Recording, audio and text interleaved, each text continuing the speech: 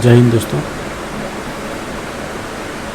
आज के वीडियो में हम देखेंगे कि लूप कॉन्सेप्ट क्या है। देखो, लूप मीन्स आप एक कह सकते हो सर्कल है। अगर मैं एक सिंपल कॉन्सेप्ट में जाए तो लूप मीन्स ये सर्कल मीन्स एक पॉइंट से शुरू करके दूसरा पॉइंट पे उसी पॉइंट पे आके ज्वाइन करना। ओके, अब ये लूप कब तक चलेगा? अब अगर मैं ऐसे ही सर्कल बनाता रहूँगा, ये लूप कब ब्रेक होगा?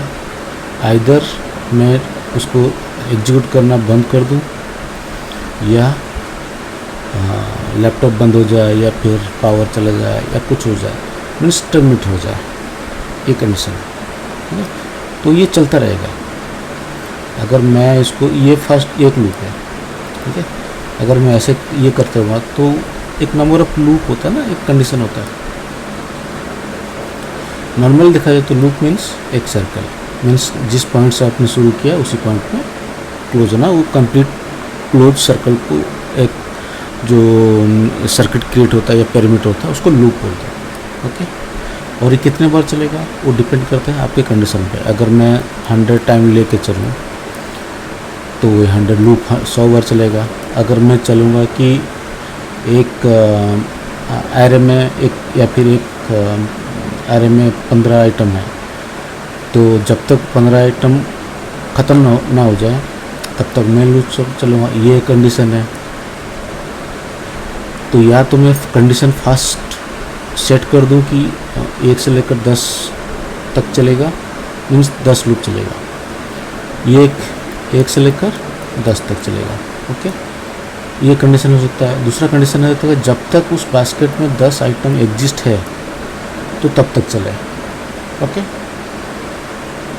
मीन्स फर्स्ट कंडीशन में आपका इंक्रीमेंट होता जा रहा है, 1 नेक्स्ट लूप में 2 नेक्स्ट लूप में 3।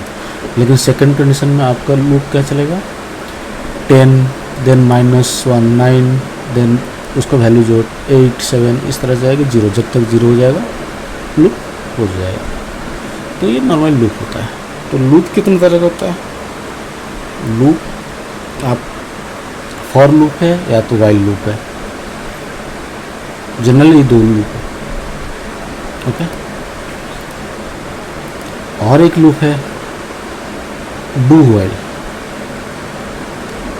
और एक लूप है फॉर ईच आइटम, ठीक है ना। लेकिन कंडीशन दोनों ही है। मीन्स एक में कंडीशन फास्ट आपने सेट कर दिया, वैल्यू 1 से लेकर 10 तक वो चेक करता जाएगा।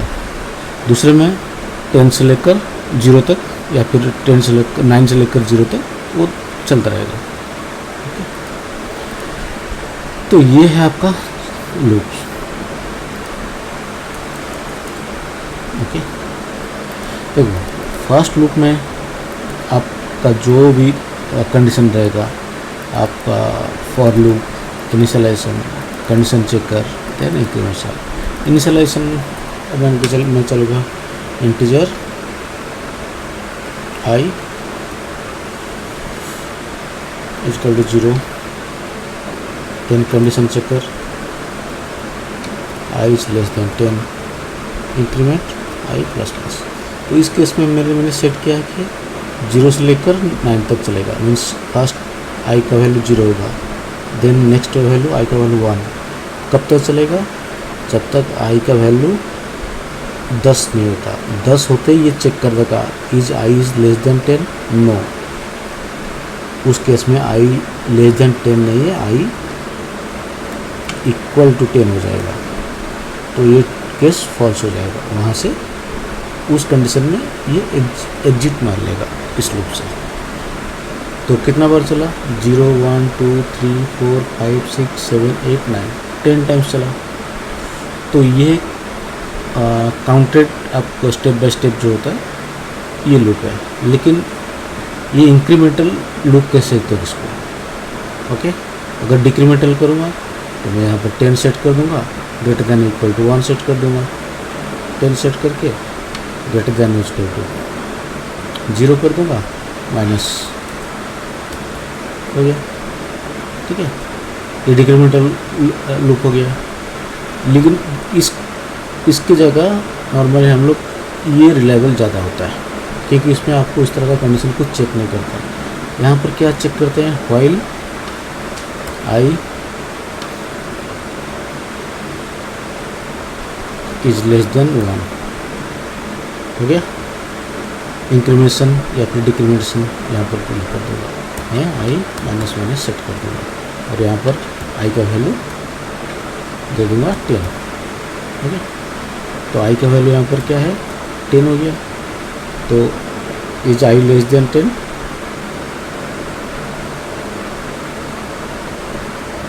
सॉरी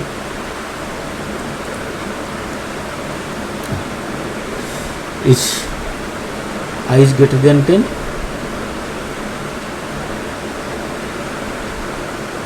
यस, चलता रह गया, ये ऐसा चलता ही रहेगा, ओके।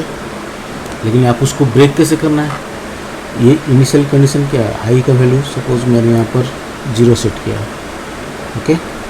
अगर मैं इनिशियल ये करूँ और I is less than I is greater than 1, no, I का वैल्यू कितना 0 लेस देन, तो ये एग्जीक्यूटिव यहाँ से निकल जाए। अगर मैं यहाँ पर 2 लिखूँगा, आई इज ग्रेटर देन 1, यस, तो यहाँ से निकल, यहाँ शुरू करेगा, देन चलता रहेगा, कब तक, जब तक मैं यहाँ पर उसको स्टेटमेंट में मैं ये कर दूँगा या फिर कोई एक फिक्स कर दूँगा, ठीक है।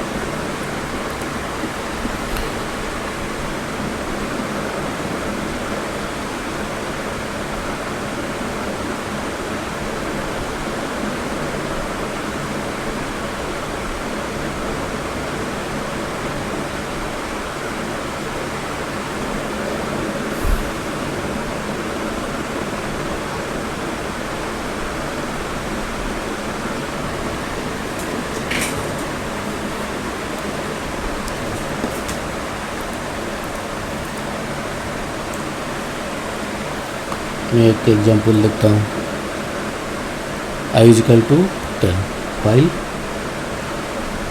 आई इज लेस दैन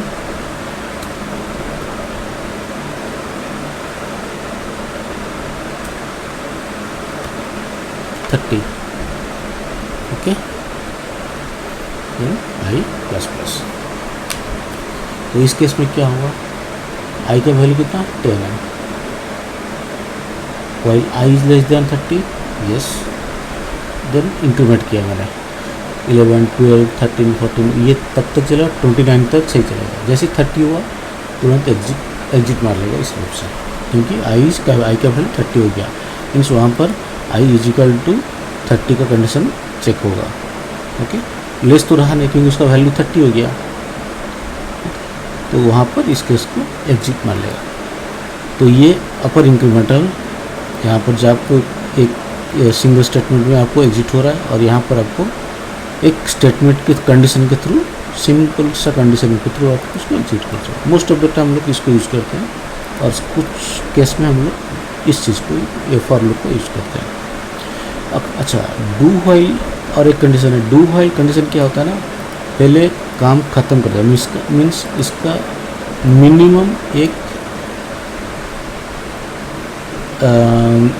एक स्टेप उसका हमेशा एग्जीक्यूट होगा, क्योंकि वो पहला एग्जीक्यूट करेगा फिर कंडीशन चेक करेगा। यहाँ पर क्या है, पहले कंडीशन चेक करता है फिर एग्जीक्यूट करता है। इस केस में वही है, पहले कंडीशन चेक कर रहा है फिर एग्जीक्यूट हो रहा है स्टेटमेंट। यहाँ पर भी देखो, पहले कंडीशन चेक कर रहा है फिर एग्जीक्यूट हो रहा है स्टेटमेंट। लेकिन यहाँ पर क्या, पहले स्टेटमेंट एग्जीक्यूट हो रहा है फिर कंडीशन चेक हो रहा है। बहुत सा ऐसा सिनेरियो आता है कि जहाँ पर आपको एक बार मिनिमम एक बार एग्जीक्यूट करना पड़ता है, फिर उसके बाद वो वैल्यू को चेक, इंक्रीमेंट के पॉइंट ऑफ व्यू से चेक कर दो। तो उस केस में आपको इंक्रीमेंटल कर करके चेक करना पड़ता है, ठीक है। और एक लूप है जो नेस्टेड लूप। बहुत सा ऐसा कंडीशन आता है जहाँ आपको नेस्टेड लूप जैसे ग्रिड हो गया। ग्रिड का पैटर्न क्या है? ग्रिड का पैटर्न है ओके, ग्रिड का पैटर्न क्या है? इस तरह का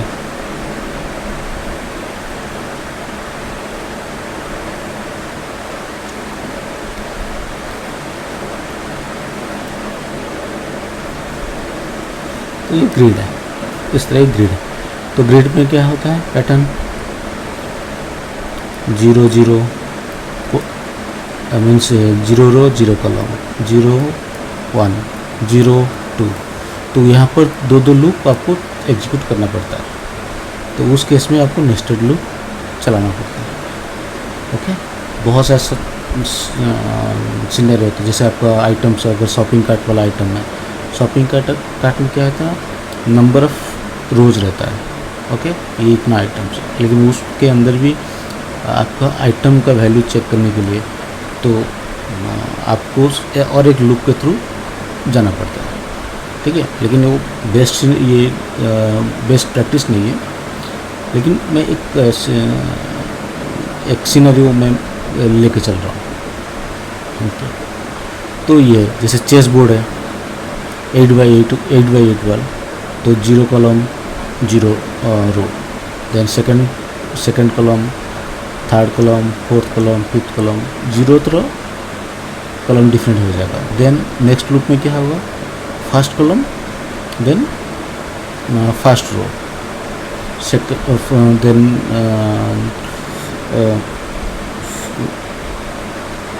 first row, second column, third column, fourth column, fifth, six, seven, then row change, column फिर से रीसेट हो जाएगा 0 पोजिशन पर। तो ये आपका ये चलेगा, आपका नेस्टेड लूप में आ जाएगा। तो ये नेस्टेड लूप डिपेंड करता है आई और जे के वैल्यू को, means I is the for outer loop, J for inner loop. और डू व्हाइल लूप में मिनिमम एक बार एग्जीक्यूट होगा वो ओके। व्हाइल लूप में पहले कंडीशन चेक होता है, फिर स्टेटमेंट एग्जीक्यूट होता है। फॉर लूप में भी पहले कंडीशन चेक होता है, फिर जाकर स्टेटमेंट एग्जीक्यूट होता है। लेकिन डू व्हाइल में पहले स्टेटमेंट एग्जीक्यूट होता है, फिर आपका कंडीशन चेक होता है, ठीक है। तो ये चारों, लेकिन हाँ इसके अलावा एक चीज़ है, कंट्रोल आपका जो स्टेटमेंट है, मीन्स लूप को कंट्रोल करने के लिए दो पैरामीटर हम लोग यूज़ करते हैं नॉर्मली। दो कीवर्ड आता है, एक होता है ब्रेक ओके, और एक आता है कंटिन्यू, ठीक है। ब्रेक कहाँ पर आएगा? सपोज आपको एक कंडीशन है फॉर लूप का, ठीक है, और कंडीशन में अगर अब मैं ये बोलूँगा कि आपका ये इफ कंडीशन है, ठीक है, if X is equal to Y okay, then B R E K आप यहाँ से ब्रेक कर सकते हो। अगर ये वैल्यू वाई के साथ मैच कर गया, मैं ये लूप को नहीं चलाना चाह रहा हूँ ओके, तब बट जो अनटिल अनलेस ये मैच नहीं कर रहा तब तक चलता रहेगा ओके। और सेम कंडीशन में आप ये चल रहे हो, अगर कुछ सिनेरियो ऐसा रहता है कि आपको कंटिन्यू करना पड़ता है ओके। आप बोलोगे कि ये एक लूप चल रहा है, ठीक है, लेकिन एग्जीक्यूट करना है उस स्टेटमेंट को, तो उस केस में आपको कंटिन्यू करना है, लेकिन ये लाइन वाला एग्जीक्यूट नहीं होगा।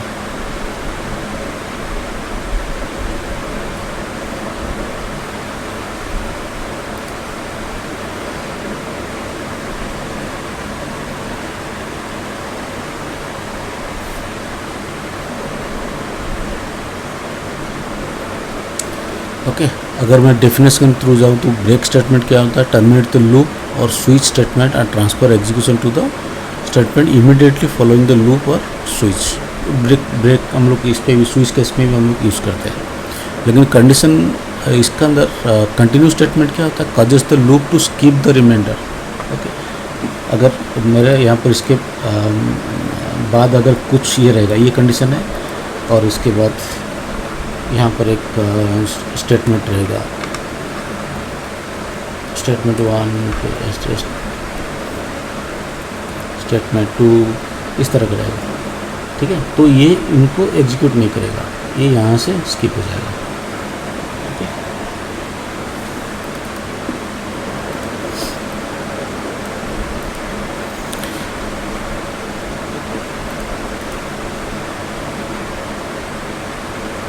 होप आपको ये समझ आ गया होगा कि लूप क्या है, कंट्रोल स्टेटमेंट क्या है।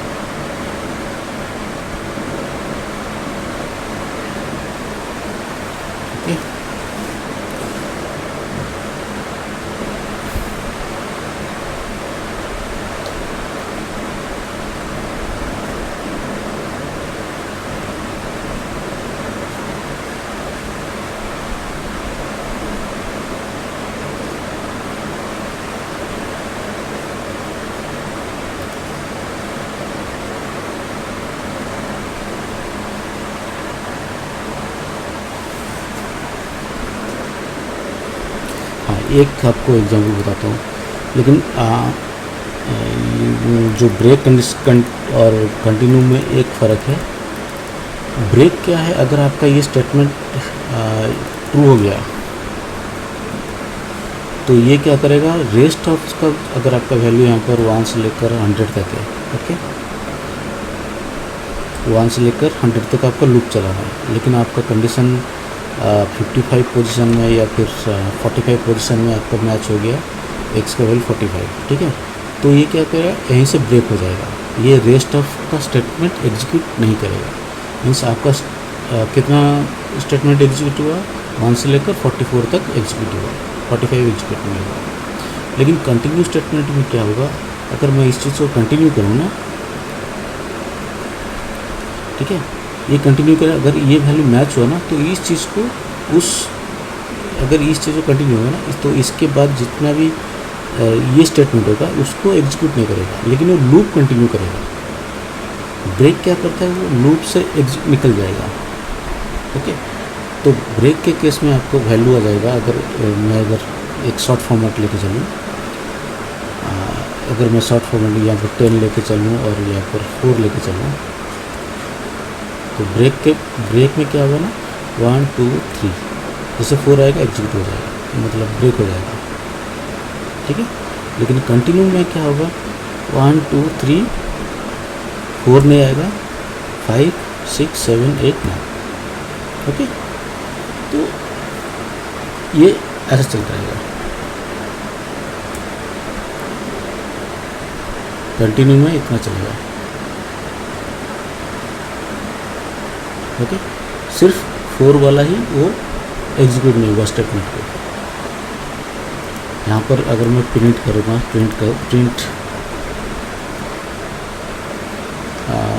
अगर मैं प्रिंट वैल्यू यहाँ पर कुछ बोलूँगा आई का वैल्यू, तो उस केस में क्या होगा ना, उस ब्रेक के केस में क्या होगा, 1 2 3 प्रिंट होगा, 4 जैसे होगा ब्रेक हो जाएगा। ओके, लेकिन कंटिन्यू स्टेटमेंट में क्या होगा, अगर 1 2 3 प्रिंट हुआ, 4 में ये वाला एग्जीक्यूट नहीं करेगा, वो कंटिन्यू हो जाएगा, लूप कंटिन्यू करेगा, फिर 5 6 7 8 9 10 वो प्रिंट हो जाएगा। ओके, तो ये डिफरेंस है। ब्रेक में वो पूरा लूप ब्रेक कर देगा, कंटिन्यू में वो सिर्फ एक वो जो कंडीशन है उसको स्किप करके नेक्स्ट लूप को फिर से कंटिन्यू करेगा। तो ये डिफर है ब्रेक और कंटिन्यू है। ओके, होप आप इस पर ये होगा, ये है कंट्रोल स्टेटमेंट है और ये है लूप। और ब्रेक हम लोग नॉर्मली स्विच केस में भी यूज़ करते हैं, स्विच जहाँ पर कंडीशन चेक करते हैं बाय डिफ़ॉल्ट वैल्यू। तो ये है आपका लूप कंट्रोल्स एक तरह से। For loop, while loop, do while and nested loop, ये मल्टीपल लूप्स हैं। थोड़ा सा आपका डाउट क्लियर हो गया होगा। मिलते हैं आपको नेक्स्ट वीडियो में। Okay, thank you.